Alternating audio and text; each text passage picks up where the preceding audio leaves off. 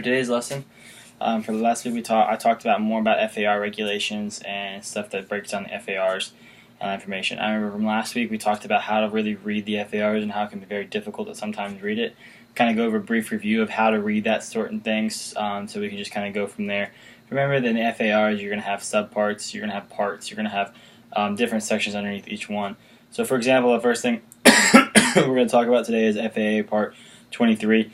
FAA Part 23 covers airworthiness standards, normal category stuff we talked about last week, so I'm really not going to go in depth into all that again just because we covered it last week and it would take us 2 hours to go through all this again. But what I really want to teach today is understanding how to read it and where to go to find some of this really important information. So remember, FAA Part 23, that's what we call it, Part 23. We're going there to find stuff about airworthiness standards, normal category airplanes. When I'm reading Part 23, though, I'm going to have subparts. Subpart A, which is about general information. Subpart B is about flight, so on and so forth. Underneath Subpart A, we'll have different regulations, such as 23.2000. .2000 is going to be basically like a subpart in that subpart, so it's going to be the next thing underneath the Subpart A. And then within that subpoint 23.2000, I'll have letter A, and they'll have number 1, Roman numeral 1s underneath that, and it just kind of flows together.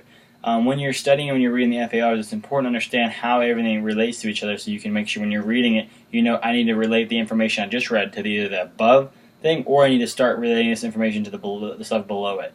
That's really important and critical to understanding the regulations and how it all works together.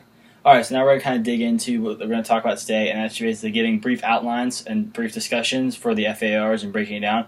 We're also going to get some discussion about NTSB 830, which talks about aircraft accident reporting and everything. So a brief review, what we kind of went over last week. Airworthiness standards, you can find in FAA Part 23. Subpart A of FAR 23, Part 23, talks about general information. It gives applicability and definitions. It also gives certification of normal category aircraft.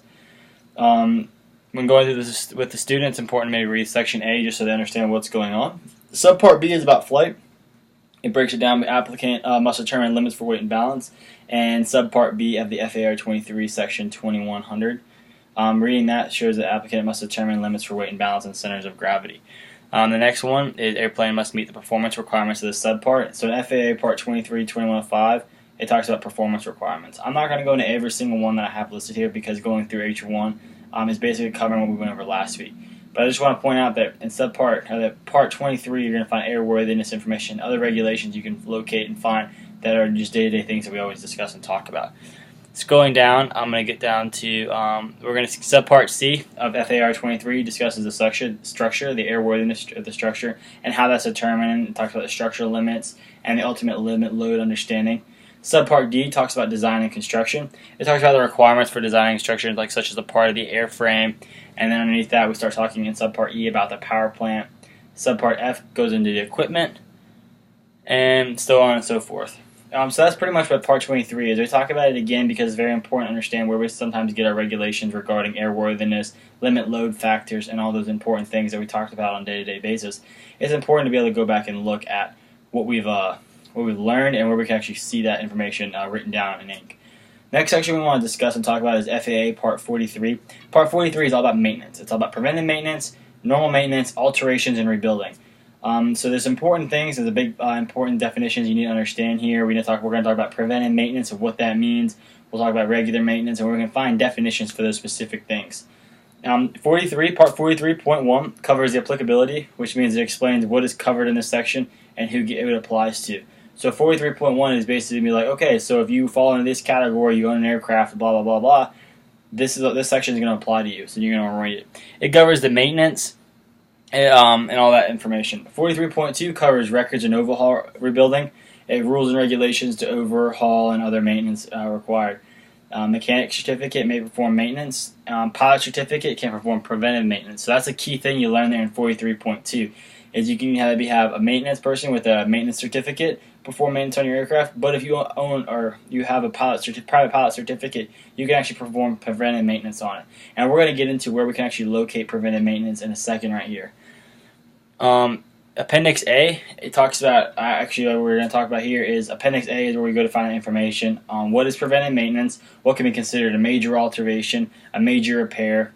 It's all located in Appendix A, which is located directly after FAR 43. When we're going through this, we're reading it, we can read all this stuff, and then we can go down to Appendix A and say, okay, so preventive maintenance is changing the oil of my aircraft, or replacing tires, or ball bearings, or something like that. As a private pilot, I'm able to go do that. But then say there's something that's not considered preventive maintenance, but we need to go do it. That's where we're going to go to make sure we cover all that information that we can't do. So that's where we go and make sure a maintenance person with a maintenance certificate can go and perform that said required maintenance operation. 43.3 covers who can do maintenance. 43.5 is approval for return to service after maintenance. Things to return service after maintenance is done is a maintenance record, and maintenance performed as prescribed. That's an important thing, as prescribed. You can't just go fix something how you think it should be fixed. You need to make sure it's done as prescribed. As a maintenance person should make sure they do it as prescribed.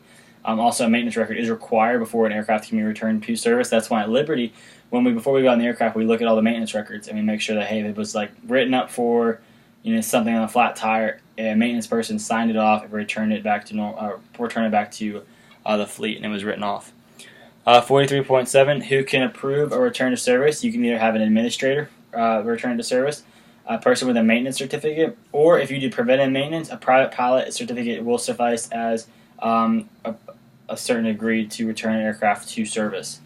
Now, 43.9 FAR Part 43.9 talks about maintenance records and description of work performed. So this is what's actually going to be entailed in the record to send it back to operation. It needs to have the description of the work performed, the date of the completion, the name of the person performing the work.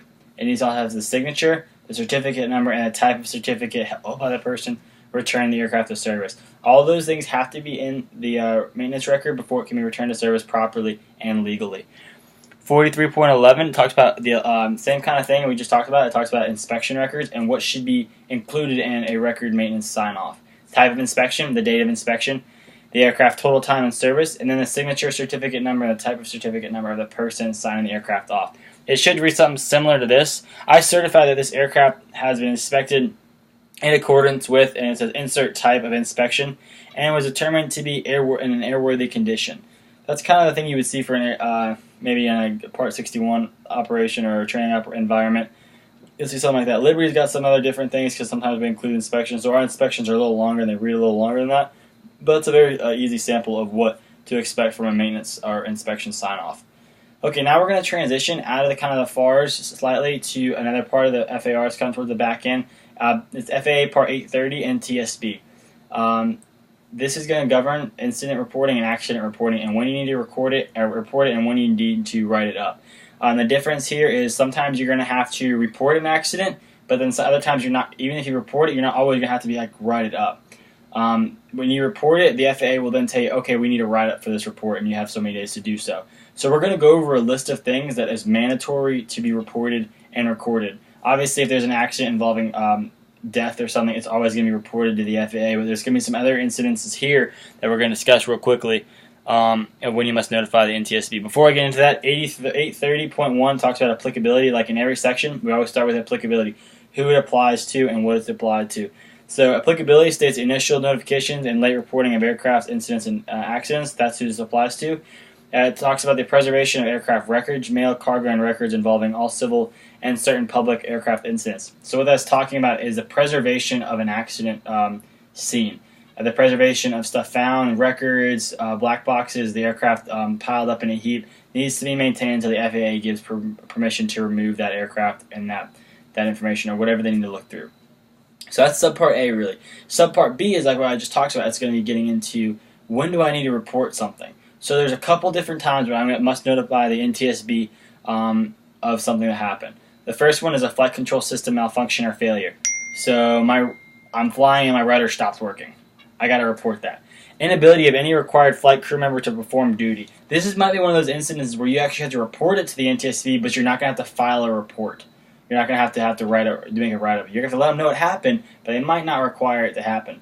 Incidents when they might ask for this, like say you're flying and your co-pilot gets sick. You report it because he can no longer operate as a required flight crew member to perform his duty, but the NTSB might not require any further information because it might have been a single incident. Now say 10 pilots who are flying out of the same place, who have eaten in the same place, have all said the same thing, hey, my first officer got sick. Then they might ask you for more information so they can start piecing together more information of what actually happened, so then they can maybe prescribe a different thing going on at that airport, or it's just something to help pilots so it doesn't happen over and over again. The next one is a failure of any internal turbine engine part. Basically, structural damage, structural failure of any turbine engine. In-flight fire is mandatory reporting as well. Some other ones are aircraft collision in flight, has to be reported. Anytime there's damage to property other than the aircraft estimated to exceed $25,000, it must be reported. Any release of all or a portion of an aircraft propeller blade must be reported to the NTSB. A complete loss of information from more than 50% of aircraft's cockpit displays must be reported. ACAS resolution advisories issues when an aircraft is being operated on an IFR flight plan and the compliance is needed to avoid midair. What that means is the verbal or oral enunciation that says descend now or turn right now or ascend now. You hear that and you comply with it and you avoid an accident, you must report that to the NTSB. And lastly, an operator has a runway incursion that causes immediate action to avoid collision. That has to be reported to the NTSB. The NTSB uses all this information so that they can turn it around and basically make it aviation a safer environment for pilots. They can maybe publish information about like collision avoidance or something like that if they note trends in certain operations and certain accidents. If they're seeing that some maybe propeller is always blowing half of it off in mid-flight, they're going to maybe ask that development company to go back to the drawing board with the propellers. If they have noticed a trend in engine failures, they're going to maybe look into it more. It's all about so they can take the issues we're having, turn it around, and find solutions for us. 830.6 is information to be given in notification. So let's say I had to notify the NTSB of something that happened. What do I need to tell them? So you need to tell them the type, nationality, and registration marks of the aircraft. November 784 leaving uniform. It's a PA-44 Seminole operating out of Lynchburg, Virginia, for example. Name of the owner, Ian Woods. Name of the PIC, the operator, we'll say it was Tristan Diepenbrock, my buddy who's a pilot here. Date and time and location, let's say it was yesterday. I need to include that. Last point of departure and point of 10 and landing, you're going from here to Brookneal, KLYH to 040V4. Number of persons on board, or position of aircraft. With that, they want to know exactly like good landmarks. Over the James River between these 2 points, or over a power plant, or something that they can just identify where the aircraft is. Number of persons on board, and number of killed and seriously injured. So there was 12 people on board, so many people were really injured, and so many people actually ended up dying. They need to know that information. Nature of the accident, the weather, and the extent of the damage to the aircraft. So they want to know what was going on with the weather. Was the weather a factor or was it not a factor? And then what actually happened to the aircraft and what was the damage. Any explosive, radioactive material, or other dangerous articles carried. So if you're carrying something radioactive or explosive, it needs to be included in your report. Subpart C of NTSB 830 talks about the preservation of aircraft records, mail, cargo, and records. Like I kind of hinted at in the beginning, this subpart covers and governs the section that makes it so that pilots cannot remove records or update records or anything like that until the NTSB or the FAA has inspected them properly into their satisfaction. After that, then you can go ahead and move it. I remember talking to Alex Svensson, and they said the example of when we had the one propeller plane taxi to the other. They before they even moved the records, they called them like, "Hey, can we move these planes inside because for this reason?" And the FAA actually gave them permission to do so after some photographs were taken and some information was written down. So that's kind of what the point is just to preserve the wreckage or the material so the NTSB and the FAA can file a good and accurate report. And lastly, subpart D talks about reporting of aircraft accidents, incidents, and overdue aircraft. So that's what the NTSB 830 is all about. It's just about governing and reporting incidents and accidents that then the NTSB and FAA can turn around and make it so pilots can understand certain things and then they can apply it to our aviation flying to make us safer. FAA Part 67 is medical standards and certification. So this is going to talk about, kind of like we talked about last week, and we kind of went in a little bit more depth when we were talking with Alex Svensson and everybody. It's going to go over the different types of medicals you can get, first, second, or third class medicals, and what you need to be able to do to get a first class versus a second class medical. What do my eyes need to be? What does my heart need to be? What does my mind need to be to get a classify myself as a first class airman certificate? That's going to break it down between, okay, what do I need here in first class, what do I need in second class, and what do I need to operate with a third class medical certificate. So FAA Part 67 is going to take the questions we have. Okay, if I have this condition, can I qualify for a first class medical? I'd go to Subpart B. If I'm curious of what I need to get a second class medical, I'm going to go to Subpart C. If I'm curious of the bare minimum I need to get a third class medical, where would I go? I'm going to go to Subpart D. That's the important thing to know and understand with FAA Part 67. FAA Part 71, that's where we start kind of getting into the aviation airspace, the study of the information about that. FAA Part 71 is where we start to see those regulations start to come in about airspaces. It's designation of class Alpha, Bravo, Charlie, and Delta and Echo airspaces, air traffic services route, and reporting points. The big things that you really want to hit up on these, and we really kind of took some time to study, is we went through Subpart A, which goes through Class Alpha airspace and the structure of it, from 18,000 feet to flight level 600. It talks about that and within, where the boundaries are for there. Class B, C, and D airspaces, it doesn't really go too much in depth about what is covered in them and what they are. But then we want to talk about Class Echo, because Class Echo is a part you really want to sit time, and this one you would want to read with the student and go through and show them all that information that we see, we would normally see in like the FAR/AM or the PAC, and where we can we get this information, because it really does break down what Echo airspace is. For time purposes, I'm not going to go through all that. We're going to keep transitioning to FAA Part 73, which talks about special use airspace. Special use airspace consists of airspace where activity must be confined within the area. So such like Subpart B talks about restricted areas. So basically, FAA Part 73 is going to lay the ground rules for restricted areas and prohibited areas and other areas of operation where maybe we don't want to fly into. 73.13 in Subpart B, talking about restricted areas, says that no person may operate an aircraft within a restricted area because between the designated altitudes and during the time of designation, during the time of operation.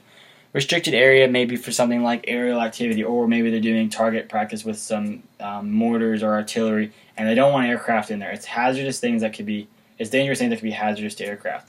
You can fly through them. That's one thing people don't understand. You can actually fly through restricted, and you technically can fly through prohibited airspaces too, which we'll talk about in a second. But for restricted, all you need to coordinate with the controlling agency, and they can allow you transit flight through that restricted area, as long as they deem it not hot or it's not going to be a factor to you.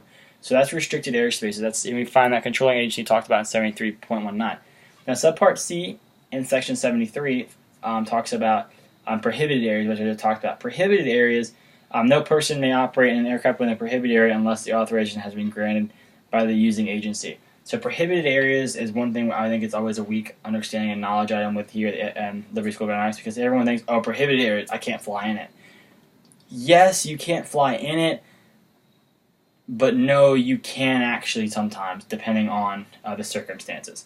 All it takes is permission from the controlling agency to actually fly through that, and you granted before that. So technically, as long as you got permission from the controlling agency before you went and flew, you could fly through the prohibited area. It's just not something you would expect to get very often, because very oftentimes they are hot prohibited areas and there's always something going on. Okay, so that's Subpart 73, that's Part 73 and Subparts, we just talked about B and C, about restricted and prohibited areas. Lastly, and real quick, we just want to talk about FAA Part 141, and what is it? We always heard Liberty identified as a 141 operation, but what does that really mean?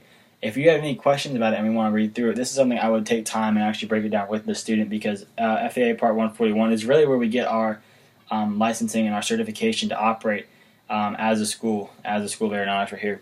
So 141.3 talks about no person or place really may operate as a certified pilot school without a certificate. So in 141.3 is where we see that Liberty couldn't operate as a 141 operation without a certificate, which we have and which is in the academic or one of the buildings. 141.5 we talked about requirements for a pilot school certificate. This would be how Liberty got its certification to be a 141 operation. Subpart B talks about stage check qualifications, pilot briefing areas. It really breaks down all the things that are required from a school like Liberty to operate as a 141. It's going to talk about the briefing areas. They have to be quiet. They need to be this big. They need to have this availability to them. 141.93 talks about enrollment regulations, and 141.95 talks about graduation certificates. The appendix gives the reduced training hours. It also is required. So we can go there if we have any questions about, so our reduced instrument course, our reduced private pilot course, all that information can be found in the appendix. That's a brief overview, and very brief because the 141 is actually a very large section because it covers so much information. That's why it's very important to go to the points I just highlighted, talking about the briefing areas, the enrollment registration, the graduation certificate, the appendix to see what the actual reduced hours are. It's important to take that with your student and break it down. The point of this lesson, I know it's only about 20 minutes long, but when we were going through it, we actually were able to discuss and we were able to break down what each section means and how it applies to Liberty. And more importantly, how it applies to us as pilots. Because once we can understand the FARs and how it applies to me specifically as a pilot, I can take that knowledge and I can operate safely and legally within the national airspace.